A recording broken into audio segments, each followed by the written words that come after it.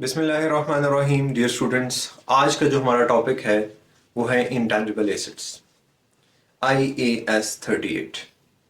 तो intangible assets में हमें एग्जामिनर ने कुछ कॉस्ट दे दी और पूछा कि बताओ प्रॉफिट एंड लॉस में टोटल चार्ज क्या जाएगा।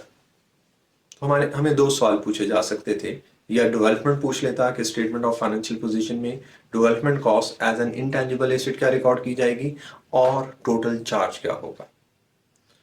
तो अगर देखें, एक बात आपने याद रखनी है, जब भी टोटल चार्ज की बात करें तो एक तो आपके पास रिसर्च है और नंबर टू आपके पास क्या है, अगर आपका डेवलपमेंट एसेट कंप्लीट हो चुका है तो उसकी अमोर्टाइजेशन को रिकॉर्ड करना ना भूलना।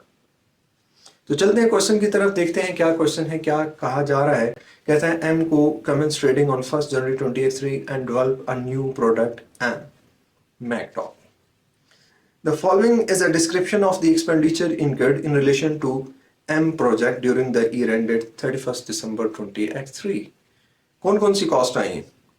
Original activities to gain new knowledge is a research, and research is your expense. Initial research for alternative, again research. Market research. तो ये तीनों कॉस्ट जो अभी तक हमने डिस्कस की, ये तीनों क्या हैं? ये तीनों हमारे पास रिसर्च और रिसर्च एक्सपेंस होती है। Construction, testing of pre production model. तो टेस्टिंग की कॉस्ट हमने IAS 16 में भी पढ़ा था। टेस्टिंग की कॉस्ट कैपिटलाइज्ड होती है। कैपिटलाइज होने का मतलब क्या है? नॉन करंट एसेट बनेगा। तो कितने से नॉन करंट एसेट बन गया अभी तक? 80,000 से। बट हमें नॉन करंट एसेट नहीं बताना, हमने इंटेंजिबल एसेट नहीं बताना, हमने रिसर्च बताना है, रिसर्च कॉस्ट क्या है। नेक्स्ट देखें, डिजाइन, कंस्ट्रक्शन एंड टेस्टिंग। तो डिजाइन, कंस्ट्रक्शन, टेस्टिंग भी जो है न्यू प्रोडक्ट की, वो भी क्या है? डेवलपमेंट है। तो हमें दो डेवलपमेंट की कॉस्ट पता चल गई, one is 80,000 and the other one is 110,000। Marketing of the final product, marketing is your expense, is not part of development.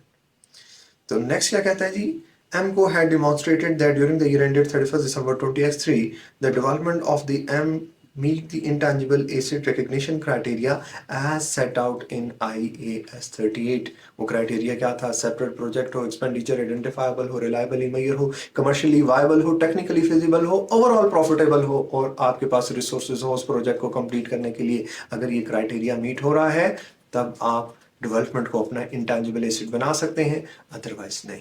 तो उसने कहा ये जो मैंने ऊपर कॉस्ट दी हुई है, ये सब तमाम कॉस्ट लगी और क्राइटेरिया मीट हो रहा था। अच्छा, कहते हैं Mactop is expected to start selling during year ended 31st December 2024। इसका मतलब कहता है नेक्स्ट ईयर से आपने इसकी अमोर्टाइजेशन रिकॉर्ड करनी है। तो मैंने स्टार्ट में कहा था अमोर्टाइजेशन ना भूल जाना, तो उसने कहा भूल जाओ। क्यों भूल जाओ?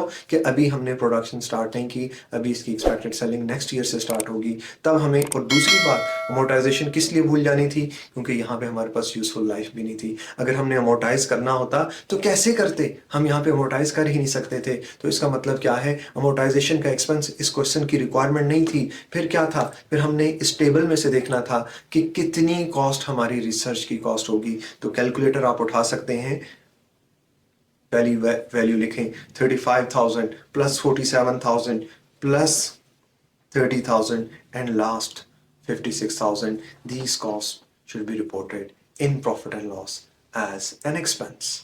तो उम्मीद है कि आपको ये सवाल समझ आ गया होगा।